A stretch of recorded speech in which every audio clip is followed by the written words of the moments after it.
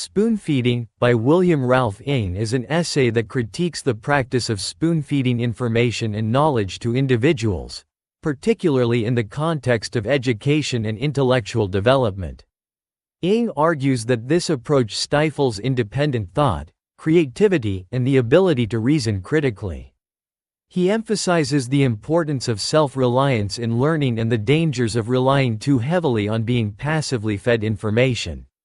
Through his analysis, Inge presents a compelling case for fostering a more active and engaged approach to education and intellectual growth. In the opening of the essay, Inge introduces the concept of spoon-feeding, which he defines as the practice of providing information or knowledge in a manner that requires little effort or thought from the recipient. He suggests that this approach has become increasingly prevalent in modern education systems, where students are often given ready-made answers instead of being encouraged to think for themselves. Inge immediately positions spoon-feeding as a negative force, arguing that it leads to intellectual laziness and a lack of critical thinking skills. Inge discusses how spoon-feeding undermines the development of independent thought. He asserts that when individuals are constantly provided with information without the need to actively seek it out or question it, they lose the ability to think critically and form their own opinions. Inge argues that this passive approach to learning creates a dependence on external sources of knowledge, which in turn stifles creativity and intellectual curiosity.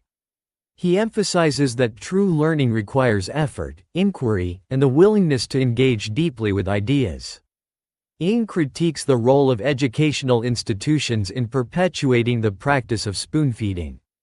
He contends that many schools and universities focus too much on rote memorization and the passive absorption of information, rather than fostering critical thinking and problem-solving skills. Inge believes that education should be about more than just imparting knowledge. It should also be about teaching students how to think, reason, and question. He argues that educators have a responsibility to challenge students and encourage them to develop their own ideas and perspectives. Inge warns of the dangers of becoming intellectually dependent on others. He suggests that when people are accustomed to being spoon-fed information, they are more likely to accept ideas uncritically and are less capable of independent reasoning. This dependence can lead to a society where individuals are easily manipulated and where intellectual conformity prevails. Inge argues that a healthy society requires citizens who are capable of critical thinking and who can challenge the status quo, rather than simply accepting what they are told. Inge laments the decline of intellectual curiosity that accompanies spoon-feeding. He believes that when individuals are not encouraged to explore ideas on their own, their natural curiosity is diminished. This loss of curiosity leads to a superficial understanding of the world and a lack of engagement with complex or challenging ideas. Inge stresses that curiosity is the driving force behind intellectual growth and that without it, people are unlikely to achieve a deep understanding of any subject. In contrast to spoon-feeding, Inge advocates for self-reliance in learning. He argues that individuals must take responsibility for their own intellectual development by actively seeking out knowledge, questioning assumptions, and engaging with ideas critically. Inge believes that self-reliance fosters a deeper and more meaningful understanding of the world, as it requires individuals to grapple with ideas on their own terms. He suggests that true education is not about being told what to think, but about learning how to think for oneself. Inge emphasizes the importance of effort and struggle in the learning process. He argues that intellectual growth comes from grappling with difficult ideas and working through challenges, rather than passively receiving information. Inge believes that the struggle to understand complex concepts is what ultimately leads to a deeper and more nuanced understanding. He contends that when individuals are spoon-fed information, they are deprived of this important aspect of learning, which hinders their intellectual development.